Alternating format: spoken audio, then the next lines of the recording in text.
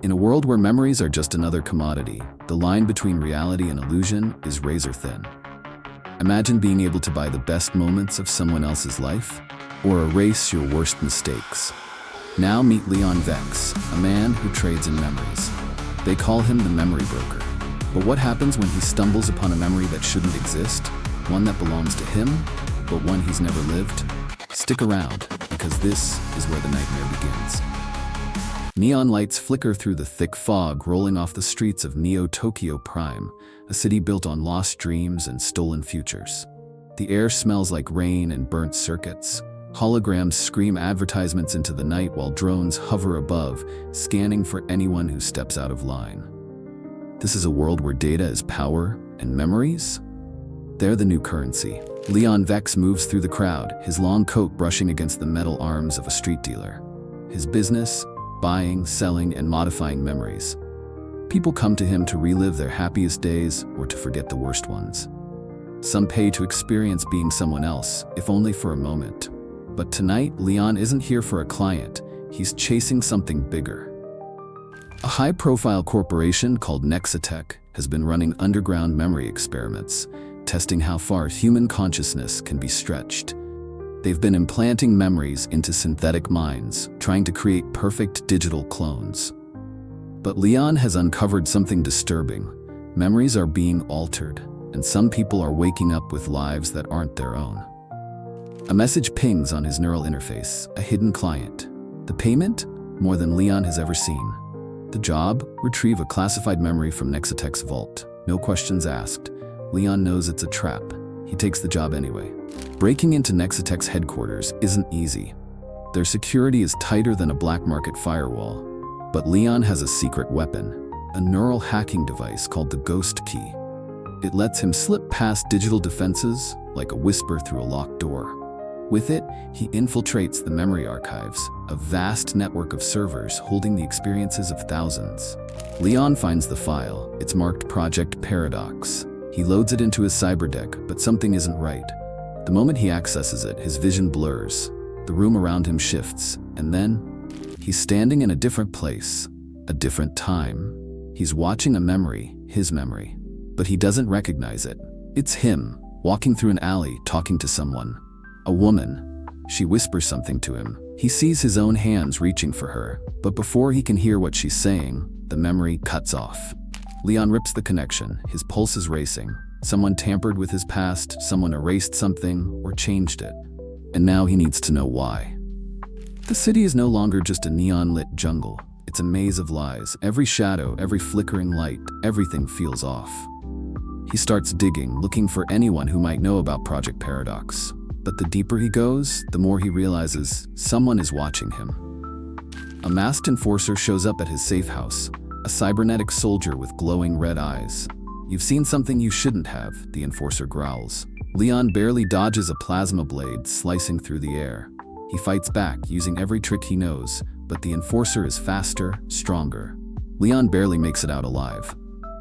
He goes off-grid, vanishing into the underbelly of the city, where data phantoms and cyber ghosts hide from corporate eyes.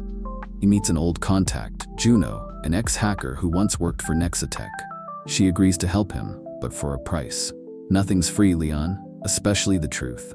Juno decrypts the memory fragment. The woman in the alley? She was a scientist. She worked for Nexatech. And she wasn't just talking to Leon, she was warning him. "They rewrote your mind," Juno says.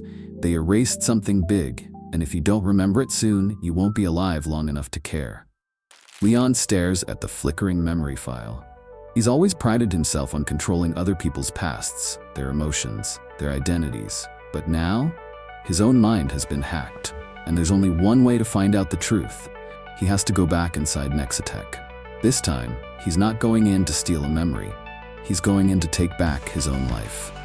Leon loads his cyberdeck with every hacking tool he's got. If Nexatech wants to play with his mind, he'll rewrite the rules. He's done running. The only way out is through. His fingers fly across the interface, rewriting access logs, erasing his digital footprint. But before he can move, a new message pings on his HUD. No sender. Just 3 words. Don't trust her.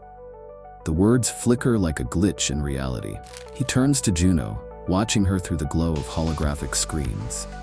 She's deep in the code, her neural implants pulsing with activity. Could she be lying? Could she be part of this? His pulse quickens, synthetic adrenaline surging through his veins. But there's no time for doubts. If Nexatech finds him first, he won't get another chance. He steps into the neon-drenched night, the city swallowing him whole. The entrance to the Nexatech facility looms ahead, a monolithic structure, its steel and glass exterior humming with hidden power. Drones hover like mechanical wasps scanning every shadow. Leon activates the ghost key, slipping through the firewall undetected. Inside, the corridors are sterile, silent, the hum of quantum processors the only sound. But then, alarms wail. They were expecting him. The enforcer from before appears, his crimson cybernetic eyes cutting through the dim corridor. You don't learn, do you? His voice is synthetic, laced with amusement. The plasma blade ignites, casting jagged reflections across the walls. Leon dodges just in time, feeling the heat of the blade singe his jacket. He pulls a pulse grenade from his belt and hurls it. The explosion washes over them in a wave of blue energy, knocking out the lights. In the darkness, only the red glow of the enforcer's eyes remains. Leon doesn't wait. He runs, his breath ragged, his boots pounding against the polished floor. The core memory vault is ahead, rows of floating memory drives, suspended in a zero-gravity field, each glowing with stolen lives. He scans the labels, fingers trembling. Then he finds it. Leon Vex, file 927X. But there's something else. A second file, linked to his. Project Paradox. He hesitates, then plays the hidden file. A surge of data floods his brain, flashes of another life, his life. But different. He's wearing a Nexatech uniform, a corporate assassin, hunting rebels. He watches himself execute targets with cold efficiency. His stomach turns. This isn't just a recording. This is who he was. The woman from the alley, she was trying to save him. She wiped his mind, gave him a new identity, a second chance. But Nexatech knew. They let him build a new life, let him work as a memory broker, all so they could use him as bait. He was the trap. Leon stares at his reflection in the metallic walls, the neon flickering across his face. He's been hunting ghosts in his mind, only to realize he was the monster all along. His hands shake, the weight of his past crushing him. He has two choices: erase himself completely, or fight back with everything he has left. His decision is instant. He copies the files, flooding the dark web with the truth. Every underground hacker, every journalist, every rebel in the city receives the data. Nexatech's secrets are no longer safe, but he knows they won't go down quietly.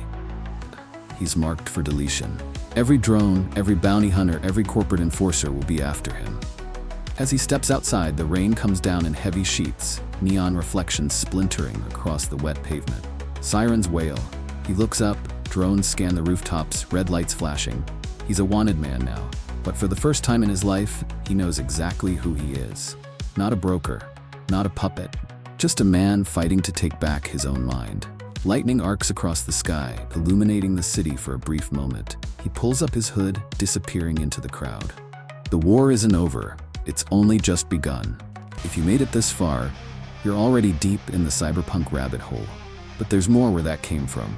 If you love dark, twisted sci-fi stories, hit that subscribe button, drop a like, and tell me in the comments, what would you do if your memories weren't your own? See you in the next story.